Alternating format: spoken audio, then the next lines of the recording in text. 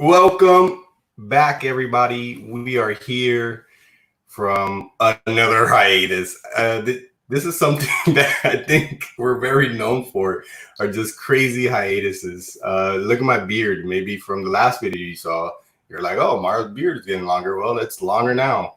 But yeah, so we got a ton of ish to talk about.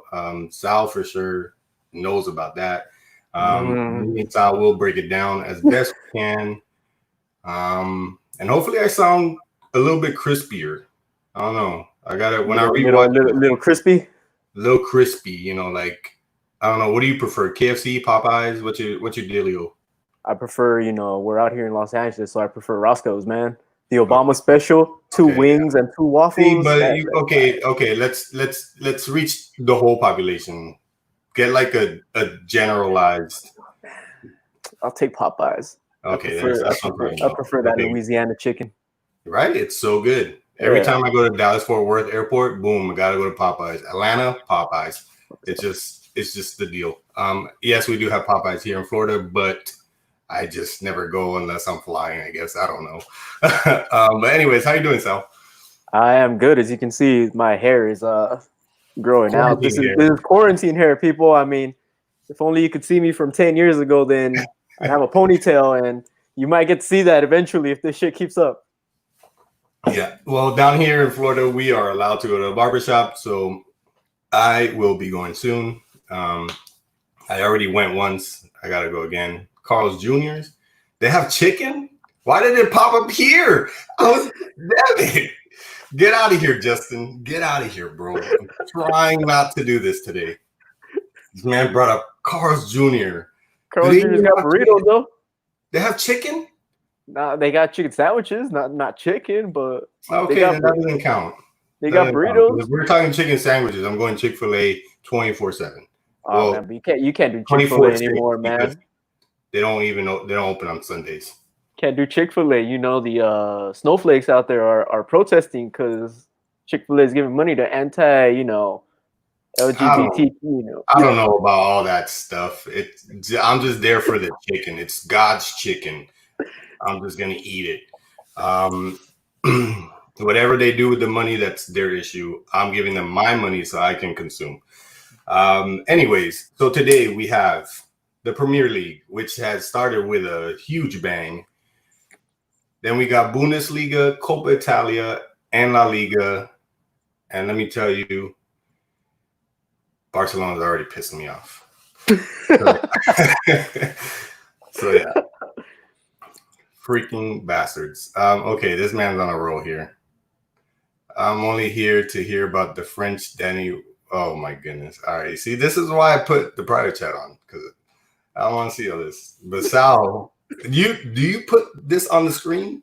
No, he pops it up on himself. He's somewhere lurking on the fucking No, for real? You don't do it? He's on the internet lurking. Justin's out there lurking like a troll that he is.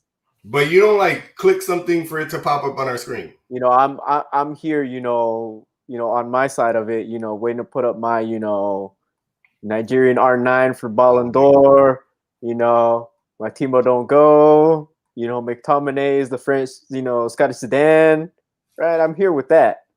All right, so I'm not going to let my emotions get the best of me, and I'm going to just not show my face for a couple of minutes. Okay, I agree with the McTominay one, though. That one I do agree. Other than that, straight garbage. All right, so the Premier League today, we had Sheffield United versus, who was the home team in that one? It was Sheffield, right? That was Sheffield United and West Ham. Your boy, David Moyes. Ham? What's up? That was West Ham? It was West Ham. Holy cow. I did not even look at the thing once then. I was just, I don't know. Okay, and then the second game we had City and Arsenal today. Man, I'm like super confused. You see, people, soccer has barely returned. You confused me. It's Aston Villa. I knew I was there you go. Yeah. Okay. I was like, West Ham. I was like, yeah, my bad. I was like, I just bought their shirt and I was just like, that didn't look like it. I was You just know, like, I'm so salty because West Ham, you know, sent my order and it got sent back to them without even telling me. So, you know, West Ham's on my shit list from now on. well, for today it's Aston Villa, so calm those ponies down. All right, so everybody saw it. Were you watching the game? Were you awake? I was awake. Fucking yeah. Yeah. So I have to say it. I don't know what the hell happened, but that ball, if you didn't know who was on it was it a header? It was a header, right? It was a header, yeah. So Sheffield United heads the ball off a corner kick. Or was it a free kick? It was a corner kick. Off a corner kick. Corner kick, yeah. Okay. I'm all over the place right now. This Red Bull got me super wired. So Aston Villa, you see almost, but now I'm confused. West Ham, Aston Villa. Okay, anyways. Aston Villa takes a corner, heads the ball at the goalie. He falls legitimately into the net with the ball in his hands, thanks to his own player, his own teammate, and nothing happens. No watch goes off, and then VAR just didn't even want to look at it. I think they're taking a nap, or they're not used to watching games anymore. I don't know what the hell's going on, but Sheffield United got robbed. They were the most aggressive in the game. Yes, Aston Villa did make some chances. Grealish had some nice passes. We can remember how good how good of a player Grealish is. He deserves to be on a better team. And yeah, Sheffield United lost 2 points that they desperately need to get into a Champions League spot, because that race is thick and thin. Is that the right way to say that? Yeah. I'm telling you, this Red Bull is just has me thinking a lot faster than I'm speaking. So yeah, what do you think about that game for starters, Sal? It was boring, but I think it was at that moment where, and it's clear as day. It's not like the Premier League didn't have the eagle eye camera above the net so they could view the goal. It's not like VAR was taking a fucking tea break at that time, because you know England gotta have a tea break every so often. Oh, man, I don't know what to say. There's a clear picture of the goalie clearly in the net with the ball in his hand, in his arms, caressing it like a baby, and he's staring like, oh fuck. Oh fuck. Yeah, the look on his face said it all. Like, he was climbing out of the net like they just scored. And then he realizes oh wait, nothing happened. Okay, let's continue. There's a statement from the eagle eye camera. Let me pop it up right now, because I actually have it, and this is the most bullshit statement I've heard in my life. Now, Hawkeye Innovations tweeted out, during the first half of Aston Villa versus Sheffield United match at Villa Park, there was a goal line incident where the ball was carried over the line by Aston Villa goalkeeper number 25, Nayland. The match officials did not receive a signal to the watch nor earpiece as per goal decision system protocol. The 7 cameras, 7 people, located in the stands around the goal area were significantly occluded by the goalkeeper, defender, and goalpost. Basically saying cameras couldn't catch shit because there were too many people in front of them. This level of occlusion has never been seen before in over 9,000 matches. I'm going to call bullshit on that right there. Oh, man. That the Hawkeye goal line technology system has been in operation. The system was tested and proven functional prior to the start of the match in accordance with the IFAB laws of the game, and confirmed as working by match officials. The system has remained functional throughout. Hawkeye unreservedly apologizes to the Premier League, Sheffield United, and everyone affected by the incident. So they're telling me that never once in 9,000 matches has the camera seen a group of players around the damn goal post or any of those camera lines. That is just... But the camera view that we kept getting on repeat from NBC was showing the ball completely over the line. It just, I don't get it. It wasn't even just NBC. It was Sky Sports. It was fucking the BBC. It was every fucking camera in the world caught the damn ball going into the net with the keeper falling with it. How can you not? Oh yes, my watch didn't go off. Oh, too bad. No goal for you. And then like 2 seconds later, you have a stoppage of play at the other end for a free kick. That's when you should initiate VAR. But no, sorry, the people that are supposedly the best or should have the best training and all this are the people that suck the most at this stuff. Like, I don't know, man. See, this is why, but this is why no official from the Premier League officiates the World Cup. Just because of shit like this. Because you don't want this type of incident happening in the World Cup. Imagine some stupid 1-1 goal. It's England against, say, I don't know, give me a team. Any from the world. Greece, I don't know. Yes, let's say Greece, since they've had a history before. Say it's 1-1, England scores, it 2-1, and it leads them onto, the semifinals.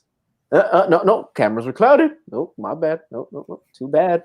Greece comes back, scores. Yeah.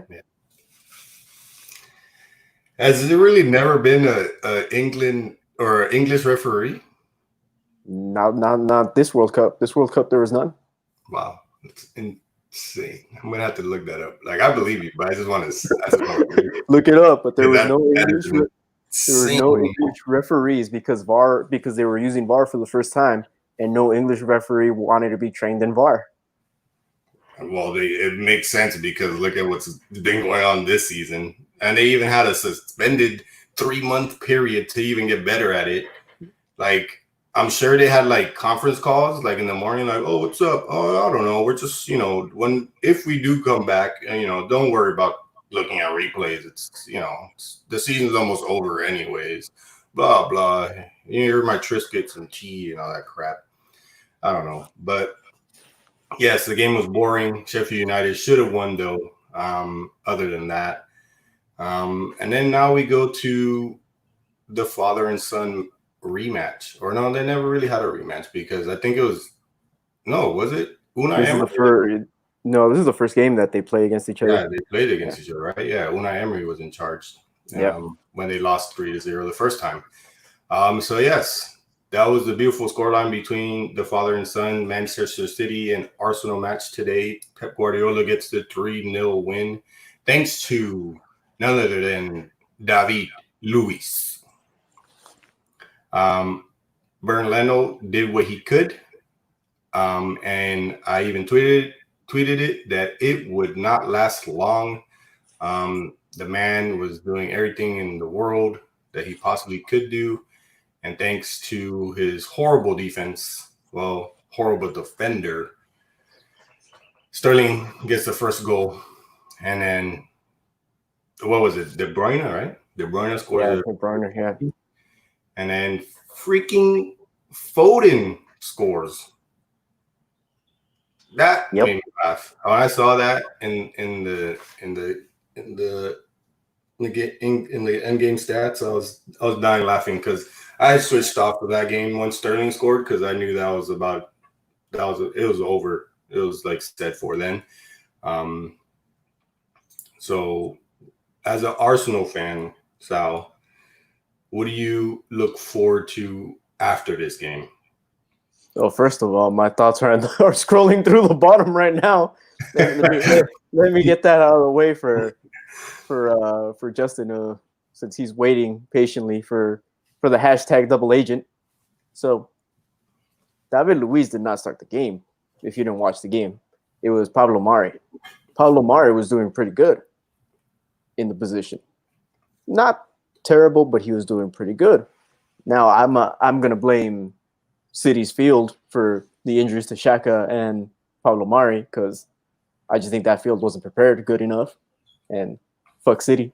But God damn it, it's like what kind of defending? Even just give me a chimp, just give me some kind of monkey, and I could train the monkey to defend better than David Luiz. What was he doing, putting his knee in that position to pop the ball up for Sterling. It's like, is David Luiz on the fucking sheet for an assist? Is he on the sheet for an assist? Because he should be on the fucking sheet for a damn assist at this point. Motherfucker. I mean, I swear, no one wanted his ass in the first place. The fuck? And then afterwards,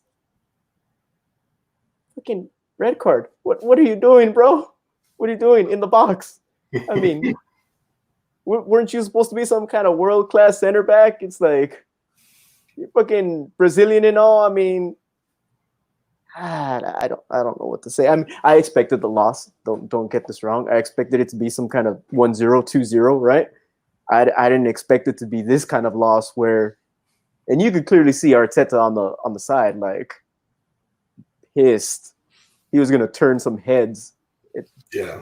And and again, I'll put also on Pierre-Emerick, who was up top. I don't know where he was the whole game at this point. I mean, look at the stats. There are no shots on goal. City has 12, 14 shots on goal, I think, and Arsenal has 0 shots on goal. Yeah, they didn't get 1 shot on goal at all.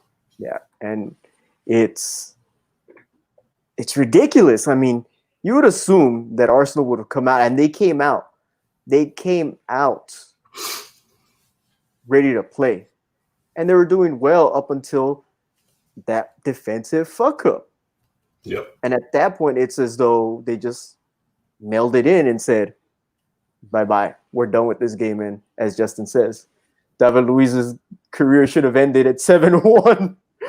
I think that's when he mentally checked out of football and is still somewhat playing for some reason.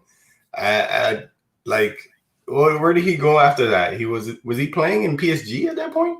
I think he was, yeah. Yeah, and we now know why he went in that league, because it's freaking easy for them to win in that league. And then he didn't do crap at Chelsea, and then made a baby fit with Lampard, and then now he's playing at Arsenal. And he's not even playing at Arsenal. He's just fucking he's just standing there, fucking assisting the other team. Yeah. I have to wonder if Ozil goes up to him and says, hey, remember 7-1? Remember? We won because of you? Fuck you. I'd be telling him that. Shit.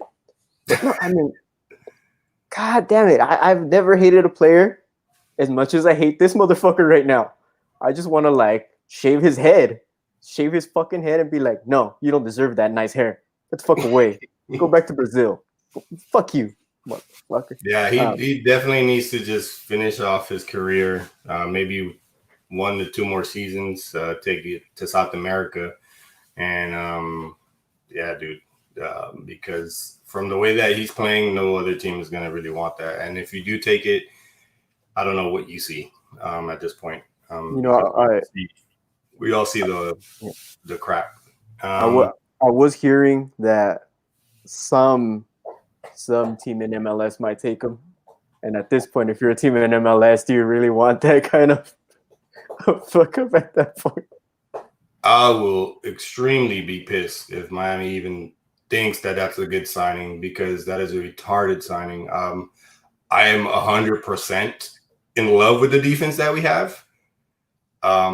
Wink, wink. But I just don't want David Luiz on Inter Miami, period.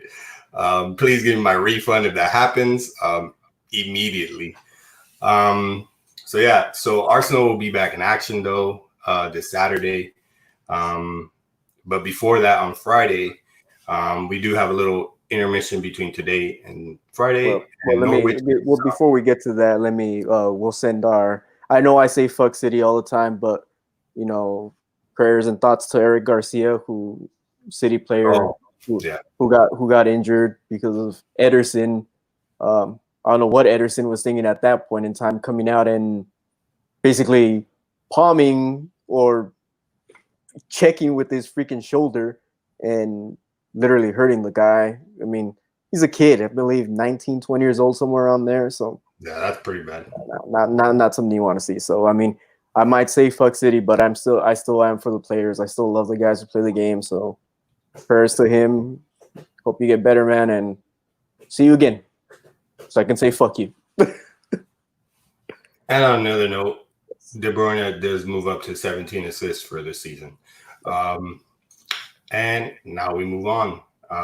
But yes, hopefully he recovers, and yeah, that is not something you want to see in a match. So on Friday we do have Norwich and Southampton, and also a great game. We have the Spurs versus the Red Devils of Manchester United. I am going to say Harry Kane is going to score a hat trick on his comeback. I can't even say it without laughing. Oh, man. No, it's going to be an interesting game. But Tottenham do have Kane and they got everyone back. They everyone's back for both but teams. Then again, you have everybody in Man United back. But they are saying that for all the people getting excited, they are saying that Paul Pogba is probably likely not to start the game. How do I take that off? But I am excited to see the boy Marcus Rashford. I did say he was my player of the season at the beginning of when we started this back in August, and I stick to that. But yeah, I'm gonna predict on this game. I'm gonna go 2-1 United, and hopefully my jersey comes in on time so I can wear it because that'd be nice. All right, Justin, give us the score line. Hurry up. And I'm gonna say, let's see. I'm gonna say 4-0 United. I'm gonna give an assist to Pogba. I'm gonna give an assist to Fernandes. 2 for Rashi. 1 for Pogba. And an own goal. Let's go that way. Let's do that. Gracious. Justin with the 2-0. Okay. So we got 2-1, and then a crazy 4-0, and then a decent 2-0. There you go. The Nigerian R9, Igalo, is going to score. Man's going to score. He's going to get that Ballon d'Or. Such a disgrace to my favorite player. All right, so then on Saturday, we have Watford and Leicester City, Brighton and Arsenal. Then West Ham. Finally, we really get the real West Ham against Wolves, which that should be a good game. Wolves needs to win, as so does Man United and Tottenham. So that makes that game interesting to go back to that one. Bournemouth and Crystal Palace round off on Saturday or end Saturday fixtures. And then on Sunday, we have Newcastle and Sheffield United. Sheffield United gets a nice little break. Aston Villa and Chelsea, which is a great game. And then Everton and Liverpool in what they call the Merseyside Derby. And I'm just going to say it. The boys are going to win. Ancelotti's going to get the dub. And hopefully give Liverpool their second loss of the season, which will be great. Yep. And then Monday to finish off, that'll be what? Do they consider that match week 30 still or 31? No, it's still match week 30. Yeah. So Manchester City and Burnley finish match week 30 on Monday, June 22nd at 3:00 Eastern time. So yeah, that is the Premier League. Is there anything else you want to say about the Premier League? Nah, I mean, we're rolling. Premier League's rolling. Let's just keep going. Yeah. Next football is back. Yes. Let's move on to Germany now. All right, so the Bundesliga is easy. It's going to be 2 seconds. Bayern Munich won their 29th title. Okay, next. No, I'm just kidding. But that's pretty much it. Am I right? Yeah, that's pretty much it. Again, 8 in a row. Congratulations again to Bayern Munich. What's that, 30 titles now? Something like that? 29. 29? Oh, yeah. I mean, the next like 7 teams that have won the Bundesliga since it started in 1963 or something, they each have 5. Yeah. So there's the disparity between Bayern Munich and the rest of the league.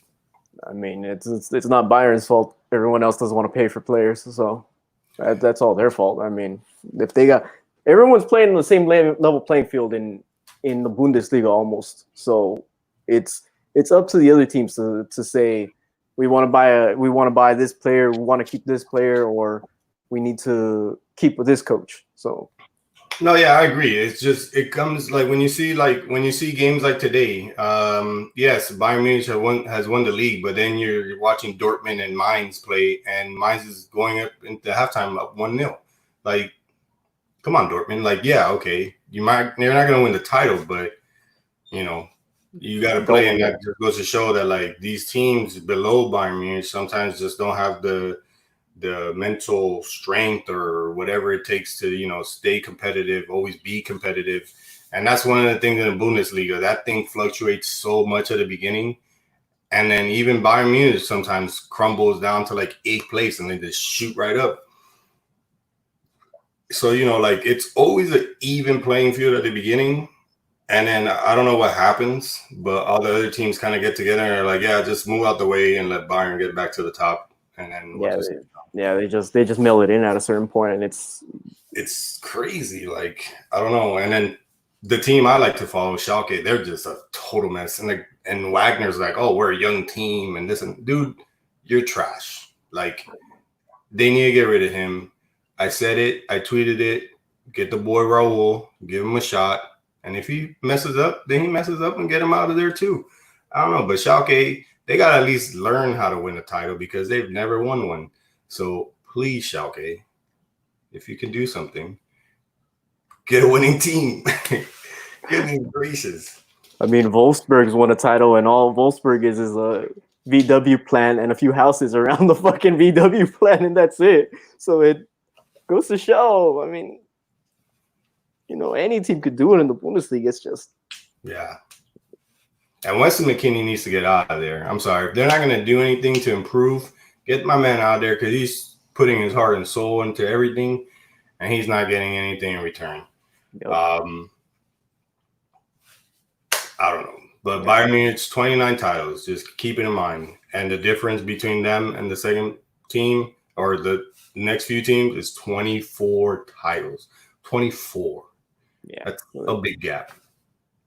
I mean, what's Paris like? Does Paris have PSG? They don't even have that many titles. They're not they weren't big dogs in France till they got the money. It was always Lyon, Marseille, and I think Bordeaux had a couple here and there. A couple Monaco at times. So Monaco, it was so to call, and we'll end it this way of saying with these leagues. I mean, it's people call them farmers leagues, and you have to look at the history of these leagues at times that some of these leagues are more competitive than others. And just because the past few years where we really have paid more attention because of the internet, we're like, God damn, fucking Germany is a fucking farmers league. Well, yeah, it is because Bayern just keeps rolling everyone. But you call France a farmers league, just from that oil money that Paris gets. If they didn't have the oil money, then where would they be? They'd still be a mid-table team at this point. So it's hard to look at. Even with a small influx of cash, PSG would enter the race, but it wouldn't be such a crazy lead that they always have or they always get. And Marseille has always had a chance too in these last couple seasons, but Marseille just doesn't. It's like, but Marseille is like the Dortmund of the French league. They put up a fight. And then they just decide to give up at some point. They're like, I don't want to go. Yeah. Oh, this is the 8th round. We got to get to 12. I'm good. I'll wave the flag right here and forfeit the match or whatever. And that's what happened in France. But before PSG got that money, Lyon, Marseille, and Bordeaux were teams you heard of a lot more coming out of France. And Lyon still has players. And Marseille has players. It's just they get overshadowed by Mbappe and Icardi and Cavani and so. But that Paris's time is coming to an end. We all see the writing on the wall. They're gonna have to start selling players eventually. No one wants to stay there and keep winning the title. If you want to, a lot of these players dream of your Real Madrids, your Barcelonas, your United. If they win the Champions League, I think they'll have a little bit more to to talk about. As far as in players wanting to stay there. If not, then they really, I don't know. There's not much attracting a player to stay, because you can continue getting the semifinals, the quarterfinals, and all that year after year. And yeah, that's cool. You're still in the Champions League, and you're contending for a title, but you're not getting to the pinnacle of it, which is a final. At least trying to battle it out with the last team to lift that trophy up. And if you're not doing that, or if you're not even lifting it up, then there's really no point in staying. And just building and building and building and building and never getting to the top.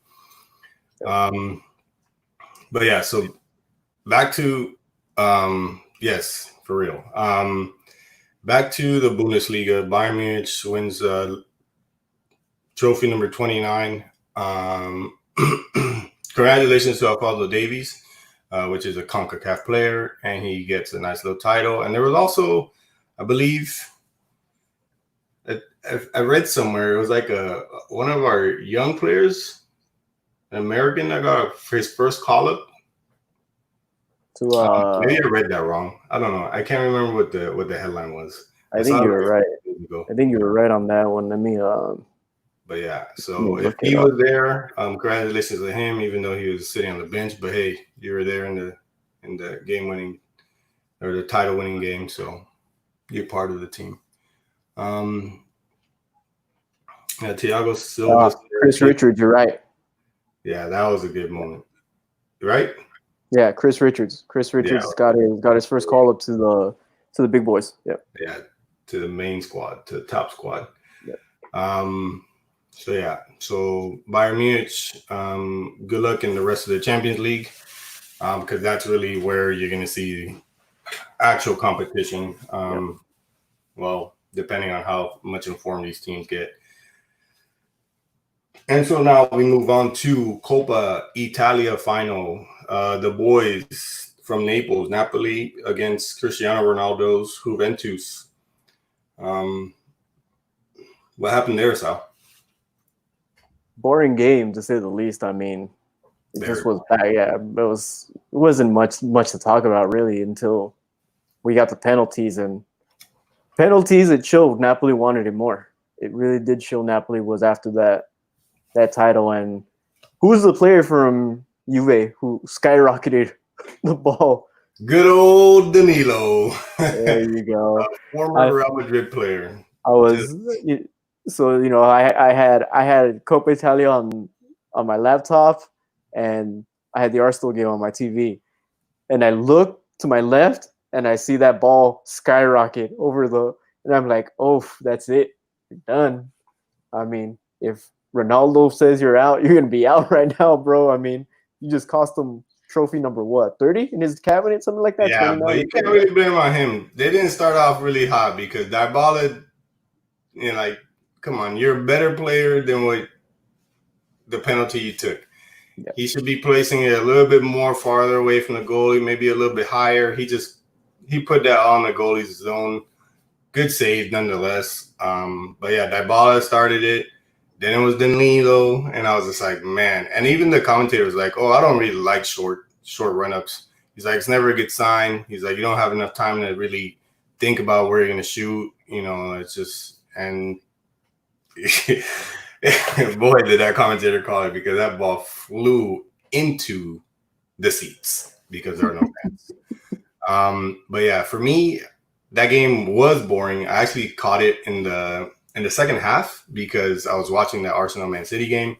And then, like I said, they scored. And so I was like, okay, I'm done. I went and started watching Atleti versus Osasuna versus Atleti. And on my phone, I had But yeah, when we get to La Liga, I'll talk about how horrible it was. And then on my phone, I had on ESPN Watch, I had the Juve and Napoli game. And it was the worst experience of my life. I think that thing buffered about 80,000 times.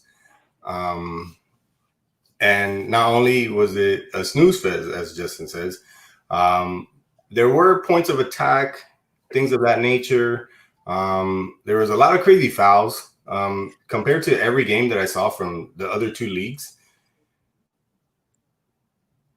Italy decides not to call a lot of these crazy fouls. They're like, oh, his ankle twisted. Oh, keep playing. Like, we're good.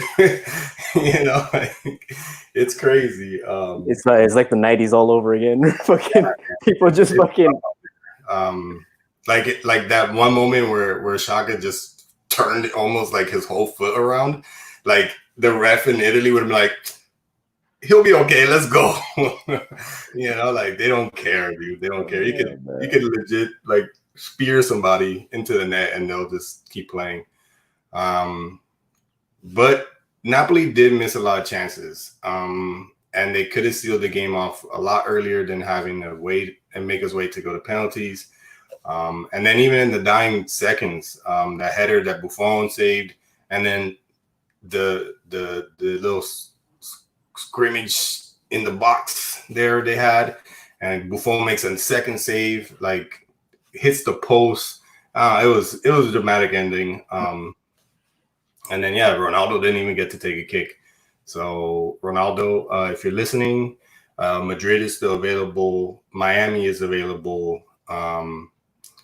The Galaxy is available because LA. He's a big, he likes the cameras and all that stuff. So his girlfriend loves the cameras. Let's say that not him, but I would like to be behind the camera, but that's neither here or there.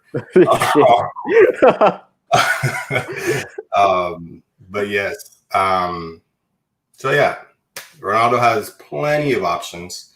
Juve is definitely not it. Are they even still in Champions League contention? Yeah, they still are. They still have the second leg, yeah. Yeah. So yeah, that's probably about the only trophy I see them winning this year. I don't think they're gonna win the league if they play like that. Once the season starts up this Monday. So yeah. No, it starts tomorrow, Saturday. Oh, it starts tomorrow. Saturday. Yeah, no, tomorrow's Friday. Saturday. It starts Saturday. Oh, yeah, I thought it was Monday. No, it starts Saturday because I was looking at ESPN Plus and it had Torino and Lecce already like for Saturday, something like that. So I'll let you guys know right now in a second. But yeah, we got Torino and Milk. So Tell Me Sorry is done after this. Oh yeah, he shouldn't even coach anymore.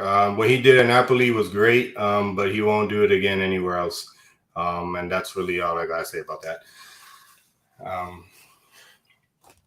I don't think his football is attractive. That's all I gotta say about that. Torino and Parma started off on Saturday at 10:20 a.m. Pacific. Okay. Yeah. Wait, what time?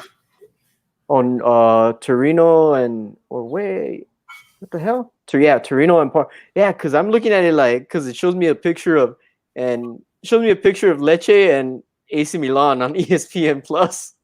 I'm telling you, man, they're all messed up. But it's really Torino buffer 20 million times.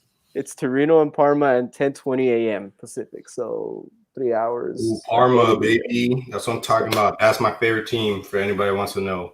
So we have 2 matches on Saturday: Torino and Parma, Verona and Cagliari, and then on Sunday we have Atalanta Sassuolo, Inter Sampdoria, and on Monday we have Lecce Milan, Fiorentina Brescia, Bologna Juventus.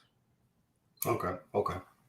Nice little lineup. I'm gonna go. Who's in the contention for the title? The Lazio, Juve, and Inter? Lazio, Juve, Inter. Okay, Lazio wins. Yeah, same here. I had Lazio, and the way that Juve is playing. Before Corona, I said Ronaldo and Juve, but not after what I'm seeing. The last couple games, the semifinal game, and now this final, and you guys just don't look great at all. And your midfield is missing, and Cordaro shouldn't be playing. I don't know. So there's a lot going on there. Yeah. So yeah, we fly away from Italy in the Coppa Italia final. Congratulations to Napoli and Renato Gattuso, the boy, the crazy pit bull in the midfield, and we fly over to Spain. La Liga has been back for a week now, a week. Was this? Yeah, No, I thought sorry. you got back. Yeah, you're right. You're right. Yeah. So La Liga is back. The table is getting crazier. This is the most competitive league this season, table wise and winner title wise, UEFA wise, relegation wise. It just has all the ingredients you want for a nice spicy ending to the season. And unfortunately, my Madrid is in second place, but we're right there on the tail of the ugly Barcelona. So yeah, table as follows: Barcelona 64 points, Real Madrid 59. We play tomorrow, should get that dub, so we'll be in 62, 2 points behind. Sevilla in third. Atletico moved up to fourth today. They were in sixth earlier. Real Sociedad moved down from fourth down to fifth. They are in a Europa League spot. Getafe is at six after they lost, or they tied yesterday. I think they lost to Espanyol. I don't remember. Actually, I could just tell you in 2 seconds. I'm retarded. No, yeah, they tied 0-0. Okay, and then so yeah, and then right behind Getafe, sniffing them for a Europa League spot is Villarreal, Valencia, and Granada. Granada has come out the gates on fire since the suspension on La Liga action has been lifted. So it's interesting to see what they come up with in the next couple of games. And then we have in relegation, Mallorca, Espanyol, and Leganés. Leganés just lost yesterday to Barcelona 2-0. Espanyol tied against Getafe 0-0, so that point didn't really do them any favors. And Mallorca, I think, plays tomorrow. Or they already played and they lost. Where are they? No, yeah, they lost to Villarreal. Yeah. So Celta de Vigo is comfortably or somewhat comfortable in 17th, 2 points ahead of Mallorca, 3 points ahead of Espanyol, and 4 points ahead of Leganés. So as you can see, that relegation battle is very tight. I say they're comfortable because they've been there for a while. So it doesn't seem like those three in the bottom are really making any moves or putting any pressure on Celta. The one team that's really hurting themselves is Eibar. They kind of keep moving down. So I could probably see within maybe this in the next matches in the next round, Celta actually jumping Eibar into 16th, and then Eibar becoming one of the teams that should be on the watch to maybe drop into the relegation zone, which is unfortunate. But when you don't show up to play, you pay the price. But yeah, Valencia plays tomorrow against my Madrid. And all I have to say is that we have a loaded team. We are healthy. We look good in the first half the other day against Eibar. And then I don't know what we just I don't know what we did in the second half. I don't know what to call it. It just didn't make any sense. Bale came on, and I was hoping for a hole in one, and for his 200th game, I was just like, what kind of crap is that, dude? The most garbage league out there. What league are you talking about, my man? Because your league is garbage, all right? So hey, just because our league fucks up on VAR and, and Liverpool is like 80 miles away from everybody else. We don't talk about that because they're the reason for all that's going on in 2020. The universe said, fuck you guys, Liverpool. The universe said the Premier League sucks. The universe said, you know what? Kareem Welbeck. Yeah, in your freaking dreams, dude. Talk to me when any of your strikers scores as many goals as Kareem Welbeck.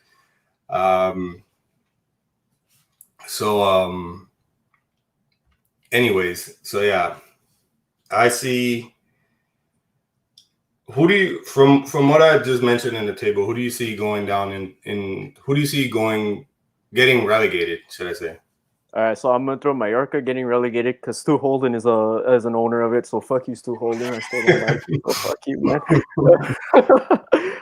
Let's see. A-Bar, like you said, A-Bar has been. I don't know what they did. They just. What are they doing, Mario? Is just did they just wave the white flag and just say we're done? Just relegate us at this point?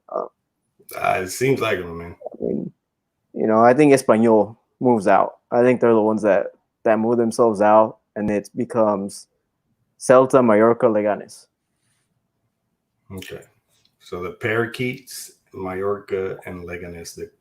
I believe they're Leganes are known as the cucumber growers. I'm not too sure. I always forget. I always get them confused with Deportivo Alaves.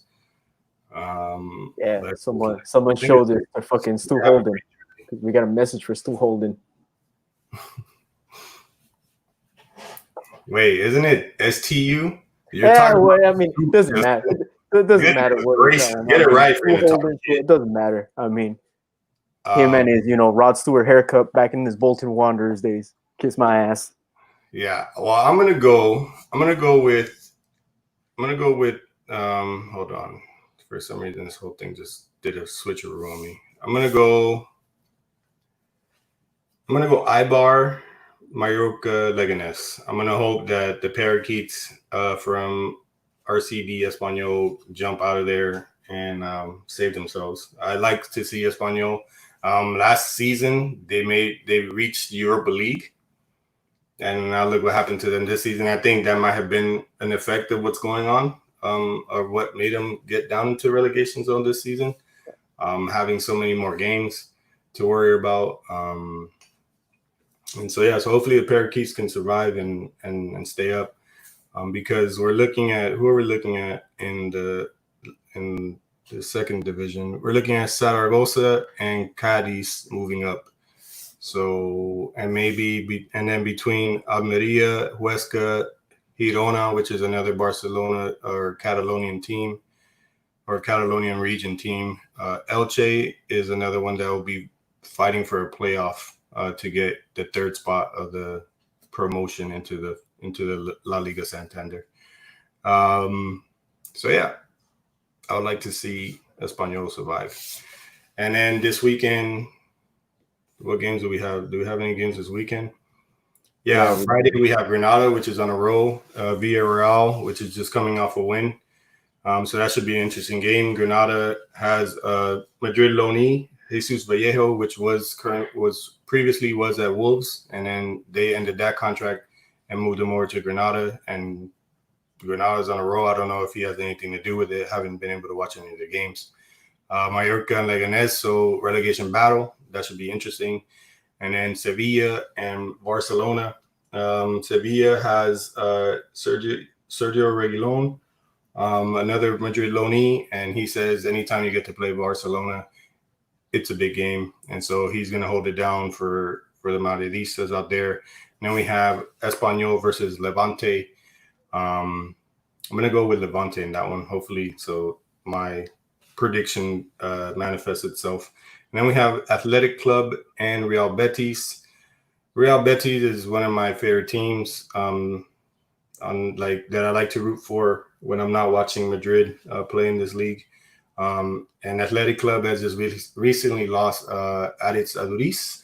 He retired from football in general, and it was sad to see him go. He was a great player. Wasn't he the oldest player still playing?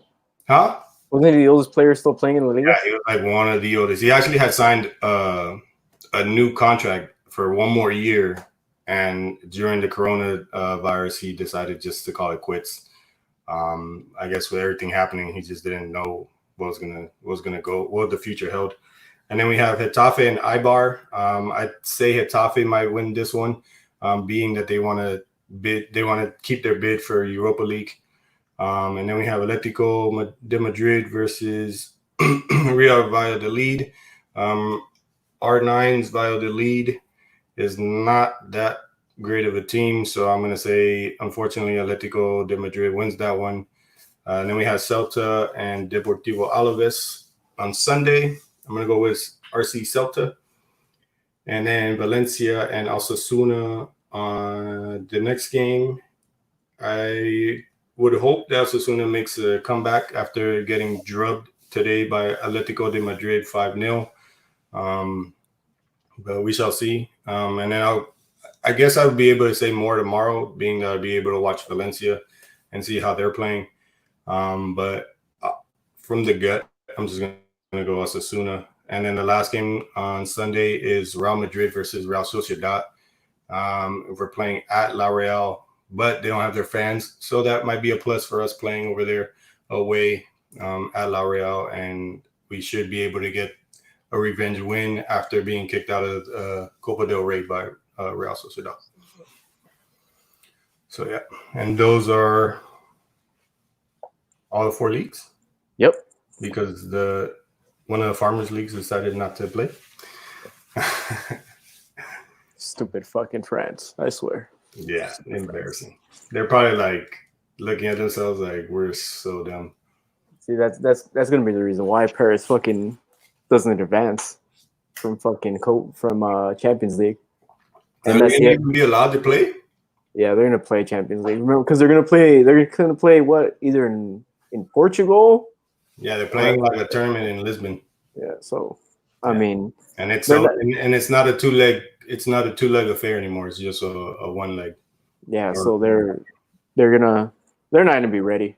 I mean, if they end up playing a Bayern or whoever they end up playing who's been ready, then yeah, so long. Yeah, Bayern is not Dortmund, that's for sure. Yep. So yeah, well, everyone, I hope that our up-to-date catch-up, whatever you want to call it, filled you in. If you have any questions, leave them in the comments. You know the deal. We are back, and I'm going to make a promise that we will continue to be back. No more hiatus here or hiatus there. I'm also working on vids that are not just recorded podcasts. I'm going to give you an in-depth look into who I am, all that good stuff, and more extra La Liga content on the side. And yeah, so leave you with this. Hope you enjoyed. And our next show will be MLS is back. And Miami's going to win the tournament. Yeah. Well, we'll see. We'll see when we we'll see when we get to that. We'll see. Okay. Well, I hope you guys enjoyed. Thank you, Sal. We will be back in like 10 minutes, I guess. Stick around. All right. See you later, everybody. Bye. Bye.